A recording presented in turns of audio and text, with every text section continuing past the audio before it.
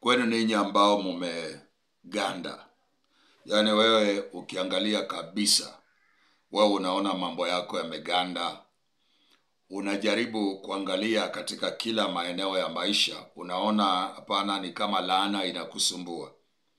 Iwapo unatembea chini ya laana na umejaribu yale ambao unajua na hayakufanya kazi. Kwa mfano, ni kweli unamwamini Mungu katika sala na maombi, umesali na umeomba, lakini haujaona matokeo. Mwanangu, nataka nikueleze ya kwamba kuna vitu katika maisha ya watu ambao vina vichwa ngumu. Kuna matatizo mengine hayawezi kuinama kwa rahisi. Inabidi uyachukulie hatua ambazo ni kali zaidi. Kuna matatizo yalitokea katika Matendo ya Marko 9. Maandiko yanasema pale katika Marko 9, kuna mtoto mmoja aliletwa amepagawa kwa Yesu. Kwanza aliletewa wanafunzi, kwa sababu walijua wanafunzi kwamba kwa vile wanakuwa na Yesu, mtu alijua kwamba watasaidia. Hawakuweza kusaidia. Sasa akamleta kwa Yesu, lakini Yesu alipotoa tatizo lile, akatatua, akajibu lile swali, basi wanafunzi walimwendea faragani, wakamuuliza ni kwa nini sisi hatukuwa na uwezo wa kutatua hilo tatizo.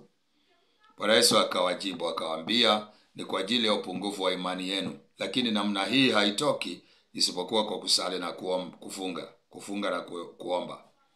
Sasa unaona kwamba walikuwa wanaomba, lakini pengine kufunga kulikuwa hawajafunga. Sasa kuna matatizo ambayo inahitaji kufunga na kuomba. Kuna mahitaji inahitaji kufunga na kuomba alafu itolewe dhabihu. Kuna matatizo ambayo inabidi ufunge na kuomba siku kadhaa, sio siku moja wala mbili. Kuna viwango tofauti ya milima mnayopambana nayo kuipanda. Kuna mito ambayo ni mirefu sana na ni mipana. Huwezi toka karibu ukavuka. Inabidi utoke mbali sana ndio ujitupe kwa nguvu ndio uweze kuvuka. Na kuna mito mingine huwezi kujitupa ukavuka, utaanguka katikati. Inabidi utumie mashua ikuvukishe. Na kuna mahali ambapo maji yanapita kiasi ya kwamba huwezi ukatumia mashua. Inabidi utafute chombo ambacho kiko zaidi stable kuliko mashua, kama feri au meli ikuvukishe bando ile. Wanangu, nataka nikueleze ya kwamba kila tatizo unaloliona liko sugu, kuna pepo ama jini ambalo lina nguvu sana liko nyuma yake. Kuna miamba ambayo imetayarishwa kuzuia hiyo kitu isiondoke. Lakini kiwa umefunga na unaomba na umetafuta Mungu na mbinu zimekuishia, basi nataka nikuonyeshe kitu moja cha kufanya. Sijajaliwa kwenda kupata yai, lakini hii ni kitunguu saumu. Ninakitumia kama mfano wa yai. Kwa hivyo usisema alikuwa anatumia kitunguu saumu. Ninakueleza kwamba hili kwa mkono wangu sasa tuseme ni yai, si kitunguu saumu. Ninaitumia kwa sababu sina yai hapa. Iwapo umetafuta mambo haya na imekuwa shida, na unaona kama ni kitu imewekelewa juu yako, ida umekuwa katika mtu wa kufuata wanawake tu ovyo, na hiyo tabia hauipendi, unashangaa, ama unafuata wanaume ovyo tu na hiyo tabia inakushangaza imetoka wapi, hata wewe mwenyewe unashindwa unafanya nini, ni nini na kuingia. Labda ni tatizo fulani limekatalia maishani mwako, au wewe ni mtu wa kujichua kwa muda mrefu, addiction zimeingia, sasa wewe umebaki vile. Au labda wewe ni mtu ambao unainuliwa na matamanio ya kufuata wanawake wenzako au kupenda wanaume wenzako. Unakuwa na roho ya ushoga au ufiraji. Mungu anaweza kusaidia. Iwapo ni matatizo ya kifedha pia inakusumbua, yani chochote ambacho unaona ni mlima kwako na umejaribu kukiondoa we mwenyewe ukipende na kimekataa, fanya hivi kwa video hii. Pamoja na yale maombi uliomba, siyakatai. Pamoja na kule kufunga ulifunga, sikatai. Lakini naomba uongeze mbinu hii yenye nataka nikupatie. Tafuta yai la kienyeji. tafuta yai la kienyeji. Maandiko inasema Isaya mlango wa 10 mstari ule wa 27, na siku hiyo mzigo utaondoka begani mwake, nayo nira itaharibiwa, na nira itaharibiwa kwa kutiwa mafuta. Ina mafuta ambayo inaitwa destroyer oil, mafuta ya kuharibu, destroyer oil. Sasa iwapo utaweza kuyafikia, mwanangu, ni sawa. Iwapo hauwezi kuyafikia, basi Mungu akujalie upate tu mafuta ambayo yameombewa, yametayarishwa, yameandaliwa kwa ajili ya kazi hii. Ukishapata yale mafuta, yaweke katika kitu, alafu uweke lile yai ndani. Weka lile yai ndani likae pale kwa masaa 24. Jambo la pili utafanya kwa hayo masaa 24, utaliombea mara 3. Jioni utaomba ukiwa umeshika huo mtungi au hiyo sahani au hiyo kikombe au kile chombo ambacho umeweka mafuta ndani na yai liko ndani. Utaomba nacho, useme Mungu vile unataka. Mungu akuondolee laana za ukoo, laana za majina, laana zenye zimetumwa kwako. Iwapo unahisi kwamba ulikosea mahali, wanangu, alafu ukalaniwa, ni vizuri uelewe ya kwamba kama ulilaniwa, maandiko yanasema laana isiyo na sababu haiwezi kafanya kazi ya mtu kwa mtu. So iwapo ulilaniwa na ulikuwa na sababu, omba msamaha, alafu uombe Mungu akurehemu, uombe Mungu akusaidie katika masuala yale. Usiku wa manane uinuke tena ushike chombo kile uombe, na alfajiri pia uamuke na uombe.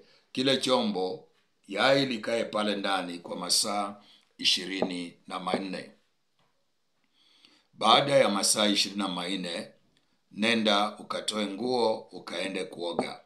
Chukua yai peke yake, nenda kalizungushe kwa kichwa mara 3. Alafu anze kuliguza kwa kichwa yako, ukitembeza kwa mwili mzima ukiwa umetoa nguo. Ukisema vitu, uhesabu vitu ambavyo vinatendeka kwako ambavyo hauvitaki. Vihesabu ukiguza yai katika mwili wako. Yale mambo ambayo yanatendeka kwako, roho ya umaskini toka, magonjwa toka, kuzuiliwa bahati mbaya toka, yani vitu kama hizo. Kutokufanikiwa kibiashara, kutopata kazi, kutembea na makaratasi ya maana mfukoni katika muda mrefu na hakuna kazi, milango ya kazi kufungwa. Toa hiyo vitu yote. Ile kitu yenye unaona ni kichwa ngumu, unapiga miaka 35, 40, 45, hujaoa, hujaolewa, fanya kazi na hii yai vile nakueleza. Kuna mhubiri aliniona video zangu nikifundisha, akasema Dokta, unafundisha vizuri, Mungu akubariki na Mungu akupe neema zaidi na Mungu akuwezeshe. Fundisho yako uko mbali mzee, uko mbali. Lakini nilikutana video yako moja nikakushangaa. Nikasema gani? Akasema ulikuwa unafundisha kuhusu yai. Sasa yai linawezaje kutumika kusaidia watu? Sasa nilimueleza, sikujikisha naye kwa sababu kila ambacho huelewi huwezi ukakijua vizuri, maana hukielewi. Na Mungu hajakuitia mwito kama huyu, sasa huwezi kufanya bidii. Mtapinga sana hizi vitu, mtang'ang'ana miaka mingi mkipinga, na watu wanafaidika nazo na watu wanafanikiwa, na sisi tunafaulu na Mungu anatusaidia kupitia kwa maombi ya matendo haya. Sasa ninajua kwamba kuna watu ambao hawaelewi hii, na kwa sababu hawaelewi haimaanisha kwamba niache kwa njia. Mimi nilielimishwa kwa haya, sikukaa na mganga na mchawi mahali ya roho ya kiganga ikakuja. Nimekuwa nafanya kuhubiri na kufunga na kuomba na kutafuta Mungu na kusoma sana na kuomba na kusoma sana, kujifundisha kwa watu na kuangalia Mungu vile alitumia fulani akatumia fulani. Sasa haya mambo nakupatia wewe, nenda ukafanya hivyo. Ukimaliza kaoge. Sasa yai usilipasue, liweke kando, kaoge.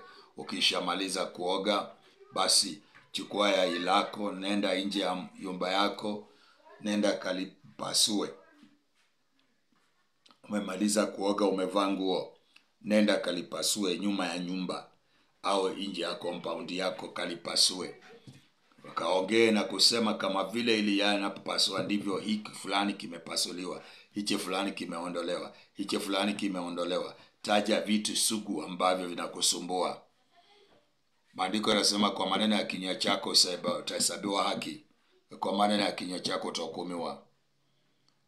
Mtu atashiba mema kwa matunda ya kinywa chake. Yale maneno unayoyasema ni muhimu sana. Kwa hiyo recipe unapoifanya, pasua hilo yai na litawanyike, na usiguze ukaokota vitu. Rudi nyumbani, nenda katafute yale mafuta yaliyokuwa yamebeba yai. Jianoint na yale mafuta na uombe maombi ya shukurani. Asante Mungu kwa kunifungua. Asante Mungu kwa kurejeshia mume. Asante Mungu kwa kunifungulia njia ya kazi. Asante Mungu kwa kuweka hela katika mikono yangu. Asante kwa kunirejeshia kibali. Asante kwa kunipa uwezo na nguvu za kufanikiwa. Mungu nakushukuru. Mungu nakubariki. Mungu nasema asante. Basi shukuru, maombi ya shukrani. Na ikiwezekana, tafuta kasadaka. Tafuta kasadaka tu, na mimi ambaye nimekufundisha, tafuta kasadaka kwa hii video. Alafu utumane useme, Apostle, nilifanya vile umesema na hii ndio sadaka ya shukrani. Nitumie hiyo sadaka. Kama unaona kunitumia ni vibaya, mimi si mlafi. Weka kwa madhabahu yenu. Ukiona kunitumia si sawa. Kuhusu kufundisha, unaona ni sawa nikufundishe, na elimu nikupatie, na uende ufanye na ufanikiwe. Lakini ukipata pesa, unaona ni vizuri uweke kwa madhabahu yenu. Unaona yangu haiwezi, haikubalika, haifai. Mungu akusaidie. Nenda ukaweke kwenu, utasaidika. Lakini wale ambao mnaona, wacha nirudishe mkono kwa ule ambaye alinipa elimu. Maana naona mimi nashangaa na watu. Mtu anakuambia video zako zimenifungua, video zako zimenisaidia. Nilikuwa na matatizo. Mungu akubariki. Mungu akubariki. Hakuna siku utaona message ya M-Pesa ikisema Ndindeli imetoka kwako. Hakuna siku utaona Western Union wakikwambia una hela hapa imetuma na mtu, ama akaunti yako ikisema ni hii. Ni mtu mmoja nimeona kule Tanzania, nashukuru Mungu. Mtu mmoja amenitumia sadaka tu bila mimi akaniambia hiyo pesa si oda ya kitu, ni sadaka. Nasema asante kwa kazi ambao unaifanya, inanisaidia pakubwa. Naomba wengine muige mambo kama hayo. Mtu anapofanya jambo, mtie moyo kwa kumwambia endelea. Nielewe kwamba kuna watu ambao wanafurahia hii kazi. Utakapofanya hivyo, Mungu atakufungulia milango. Practice hii video na umwamini Mungu. Yeye hujibu maswali ya watu. Wachana mabishano za kijinga za watu. Hiyo ni ushirikina, hiyo ni cha ushirikina na unatusaidia. Wewe ambao hauna ushirikina, wewe hausaidii mtu. Wewe weka yako ambayo si ya ushirikina yenye inasaidia mtu. Sisi ambao tunaweka za ushirikina, kuna wale ambao ni washirikina wenzetu. Wanakubali hiyo na wanafanya na wanasaidika. Mungu wa baraka, Mungu wa Yesu Kristo, akupe neema yote na kujalie siku njema ya baraka. Jioni hii ufanikiwe mwanangu, unapo practice hiyo. Hizo mikosi, visirani na laana ziondolewe. Laana za maboma, laana za majina, laana za ukoo, laana zilizo katika damu, laana ambazo zinazingira mahali unaishi, laana za miji, laana za mataifa. Mungu akuondolee. Nchi hiyo unayokaa ikukubalie, kukupatia mema, na ufanikiwe umtumikie Mungu kwa moyo wako wote. Asante na Bwana akubariki. Nikuona tena katika video inayokuja. Sambazeni video zangu kwa watu wanaotamani. Kuna watu Tanzania wameniuliza, mbona hujakuja? Umetuambia utakuja tarehe 21, mbona hukuji? Nilishakuja na nilishaondoka. Hiyo ndio ubaya wa kutoangalia video zangu kila wakati. Nilishakuja na nimetangaza mara nyingi, hata kuna WhatsApp ya group ya Tanzania. Hivi sasa kuna mkutano mkubwa unaandaliwa Tanzania. Nimeanza kuambia mapema tena. Nilipoenda semina ndogo hiyo, watu waliona ni vizuri iwekwe wazi, iwe kubwa, na itangazwe kwa runinga, itangazwe kwa redio, na itangazwe kwa vyombo vya habari, na itembezwe na makaratasi, iwekwe mabango, na iwe mjini Dar es Salaam. Kwa hivyo very soon mtaambiwa ni lini na mtaambiwa ni wapi. Na nyinyi wa Tanzania ndio nawaombea Mungu mpange hiyo. Na mtakapopanga hiyo, na Mungu apange mambo yenu. Mtakapochangia hiyo, Mungu achangie kwa shughuli zenu. Mungu aaibishe maadui zenu. Wale ambao walikusudia kwamba mtashindwa, kwamba hamtafanikiwa, Mungu awaibishe. Maadui zako wakuona ukipita, washangae, hawatakuona. Walitegemea wewe kuombaomba na kukopa madeni. Bwana atakutoa kwa madeni, utashangaa.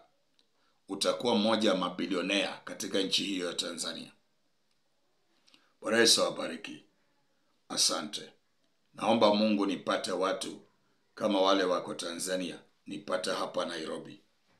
Watu wanaweza kugharimika na wakatengeneza mkutano. Na wakaniambia Dadi, njoo utufundishe hapa Nairobi. So wale mko Nairobi, changamoto iko kwenu. Kwa sababu katika runinga pale nikifungua katika channel hii ya Kiswahili, Dar es Salaam na Nairobi mumeshikana koo, mnakabana koo kwa utazamaji na usikilizaji wa video zangu hapa. Kama hapa Dar es Salaam wako watu 50,000 wanaangalia, Nairobi wako watu 60,000 wanaangalia. Kwa hivyo sasa kuwe na watu hata kama ni 10 watakaosema Tayo, tumekutazama kwa muda mrefu, hata kama kitu hijatufanyikia, lakini kuna ushuhuda watu wanafanyiwa. Tunataka kuleta Nairobi, tutengeneze mkutano tena kwa ajili yako. Tupe kibali, tutengeneze hiyo seminar. Na muiandae na muitangaze. Nami nitawapa kibali, tawasaidia. Si mtu atokee, mama atokee aliye na moyo. Dorika atokee, atakayetunza maneno Paulo aliyosema na kumkaribisha kwake. Naomba Dorika atokee hapo Nairobi. Akasikiza yale Paulo anasema, maandiko yanasema akayatunza. Baadaye akawaalika kwake. Akafungua milango na nyumba yake ikafunguliwa kwa ajili yao. Naomba Nairobi kutokea mtu kama huyo.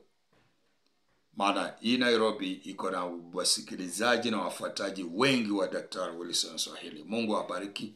Naomba tukutane kwa video itakayofuata. Bye bye.